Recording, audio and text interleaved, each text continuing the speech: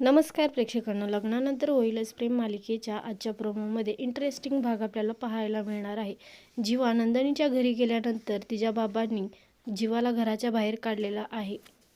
जीवा नंदिनीला समजवण्याचा प्रयत्न करत असतो आणि हातामध्ये घेऊन तिला सांगत असतो, नंदिनी प्लीज मला समजून घे, तुझी चांगली काळजी घेईल, मी तुला कोणतंही दुःख होऊ देणार नाही. पण नंदिनीचे बाबा मात्र काही ऐकायला तयार नसतात आणि ते तिला खेचायला लागतात. तर एकीकडून जीवा नंदिनीला खेचायला लागतो. दोघांच्याही ओढाताणीमध्ये नंदिनीचा हात जीवाच्या हातातून निसटतो आणि जीवा खाली पडतो आणि त्यानंतर नंदिनी जीवा लागलं का असं विचारते.